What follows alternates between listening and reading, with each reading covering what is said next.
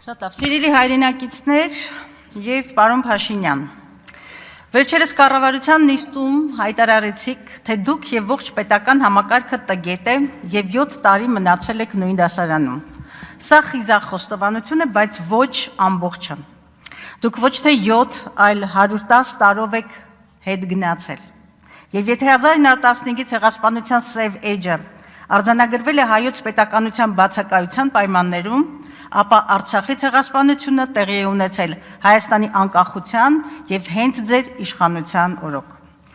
Իսկ պետական համակարգն ու ինստիտուտները չեն աշխատում կամ կաթվածահար են ոչ այնքան տգիտության պատճառով, ինչպես պնդում եք, այլ պատասխանատվություն չստանձնելու եւ պարզապես ձեր կառավարչական քաոսի եւ հուզական անկայունության զոհը չդառնալու համար։ Վստահ եմ, պարոն վարչապետ Նիկոլ Փաշինյան, որ գիտակցում եք, թե սուտ խոստումների եւ պետական շահերի ուրացման ինչ ժառանգություն եք թողնում եւ ցավոք շարունակում եք ճակերտավոր ձեռքբերումներ արձանագրել։ Ըստ Freedom House-ի վերջին զեկույցի Հայաստանը շարունակում է լինել գործադիրի ձեռքում կենտրոնացած կիսաազատ երկիր։ Մարդու իրավունքների կոպիտ խախտումների, ոստիկանական խոշտանգումների, արգելված ռուսաձայնային նռնակներ օգտագործելու եւ անպատիժ մնալու համար Հայաստանը դիրքի նվազում է արձանագրել։ Եվ դա դուք լավ գիտեք, Նիկոլ Փաշինյան, որովհետեւ անձամբ ըստ ձեր պատկերացումների SMS-ով երկիր եք կառավարում, դատարանները շրջափակելու եւ դատաիրավական համակարգին ուղիղ հրահանգներ իջեցնում։ Եվ հիմա կառավարման 7-րդ տարում խոստովանում եք, որ ձեզ չի հաջողվել արդարադատության եւ արդարության նույնացում ապահովել։ Կարծում եմ ծրագրի կատարողականը եւ տպավորություն ստանում, թե այլ երկրի մասին է խոսքը։ Հատուկ երևակայություն եւ ցինիզմ պետք է ունենալ արտաքին քաղաքականության ռազմավարությունը արդյունավետ գնահատելու կամ 24 թվականը վերջին 20 տարվա ամենախաղաղ տարին համարելու համար։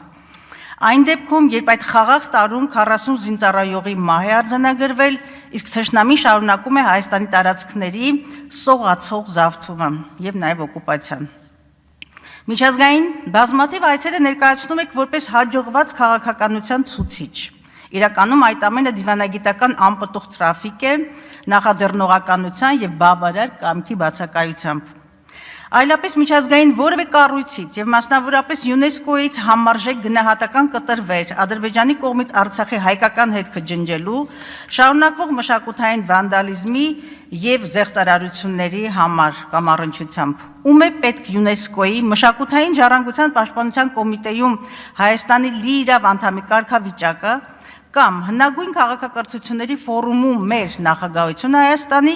երբ Ադրբեջանը մեզանից գողացած պատմությունը արդեն Վատիկանում է ներկայացնում, իսկ ՅՈՒՆԵՍԿՕ-ն անգամ մշտադիտարկում չի կազմակերպում։ Պարոն Փաշինյան, հումանիզմով եւ համագործակցությամբ տոգորված ձեր արտգործնախարարությունը,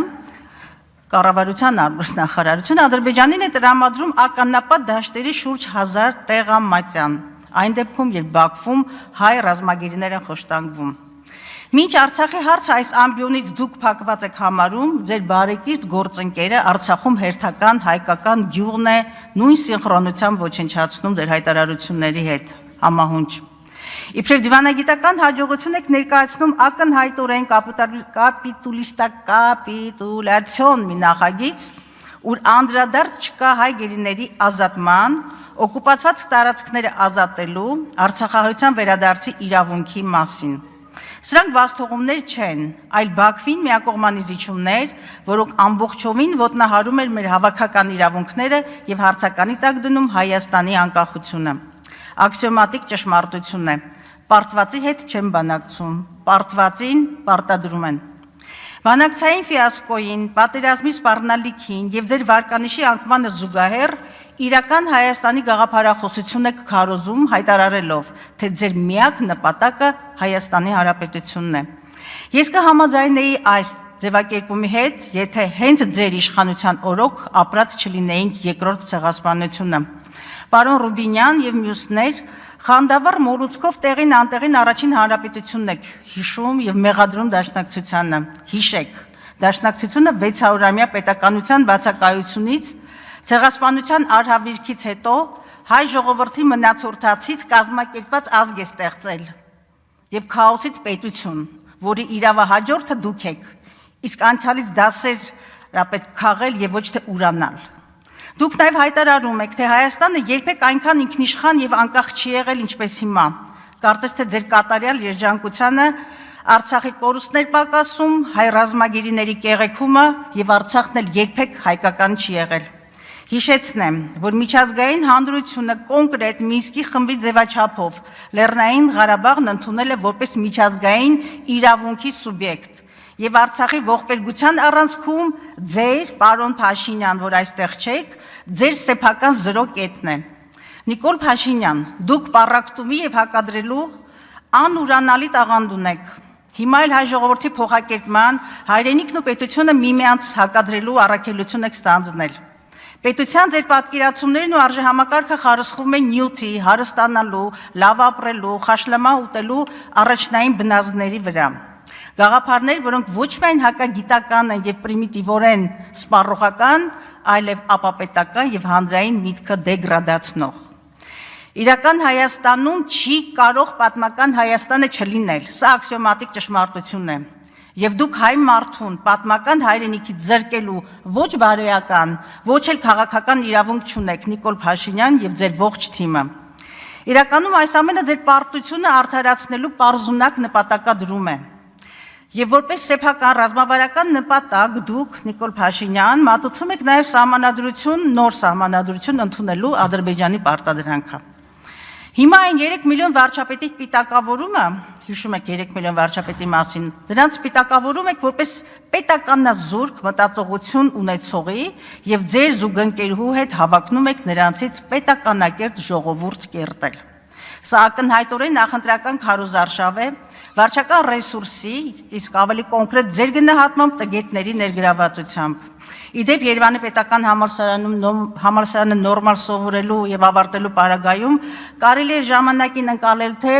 Խորենացու ողբը, թե Թումանյանի դառնացած ժողովրդոթվածաշարը, նաեւ Վանո Սիրադեղյանին Մաթեոսյանից զատել։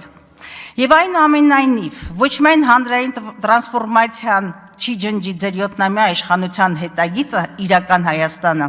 որն է այդ Հայաստանը, Արցախի հայնազրկում, 5000 հայ երիտասարդների արյուն, արցախահայության ուրացված իրավունքներ, անվտանգային ճգնաժամ, պառակտված հանրություն ու նոր պատերազմի սպառնալիք։ Ահա սա է իրական Հայաստանը։ Եվ դուք 30-ամյա կայացած երկիր եւ դե ֆակտո ինքնորոշված Արցախ եք ժառանգել։ Կառավարության նիստերից մեկում այդ շենքին անհարիր ենթամշակույթով, պարոն Փաշինյան, աղմկում էիք, թե թող փորձի մեկը թփրտա։ Իրականում շատերն են թփրտում, որովհետև երկրում ամենաթողություն եւ անպատժելիություն է, եւ դրա ցուցիչը հանցագործությունների խայտառակ պատկերն է, ընտանեկան եւ կենցաղային բռնության աճ 168%-ով, ընտանեկան սպանություններ 333, թմրամիջոցների մաքսանենգություն 111%։ Դուք սիրում եք ավազի վրա տաճարներ կառուցել, դրանցից մեկն էլ 5 տարում 300 դպրոց, 500 մանկապարտեզի միֆն է, եւ այդ 3 տարում շահագործման հանձնված ընդամենը 40 դպրոցը։ Երկրորդ տարին անընդմեջ ԿԳՄՍ ոլորտի կապիտալ ծախսերի կատարողականը 40%-ի շրջանակում է, իսկ կրթության հաստատությունների հիմնում, նորոգում, կառուցում եւ այլն այս ծրագրի կատարողականը 30%։ Կուզեմ հիշեցնել նաեւ, որ այս տարի ուսումնական տարին սկսեցին 10 դասագրքերի բացակայությամբ։ Մեկ այլ արկածախնդրություն ակադեմիական քաղաքանունով 13 միլիարդ պետական պարտք կուտակած երկրում ահռելի գումարներ եք ծախսում քաղաքի կառավարման, այդ ակադեմիական քաղաքի մասին է, կառավարման մոդելի կամ քաղաքաշինական նախագծման աշխատանքների վրա, այն դեպքում ուշադրություն, երբ բուն կրթության, կազմակերպման, բուհերի եւ գիտական հաստատությունների խոշորացման մշակված եւ հաշվարկված ռազմավարություն պարզապես գոյություն չունի։ Հայաստանը նահանջ է արձանագրել, սիրելի քպեականներ, նաև ձեր համար հաղթաթուղ դարձրած կոռուպցիայի ընկալման ցուցանիշում։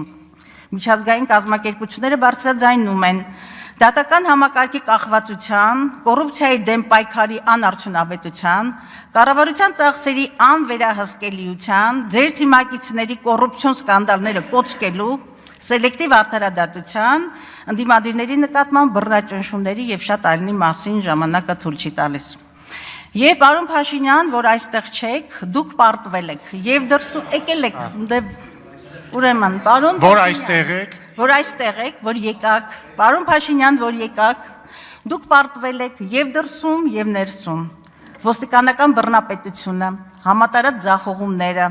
մեղավորներ նշանակելն ու հանրությանը համոզելը, թե պարտությունն ու կապիտուլյացիան են մեր գոյության գրավականը, այլևս չեն աշխատում, հուսամ իմ ելույթի մյուս մասը կլսեք, եւ այնուամենայնիվ ձեզ չի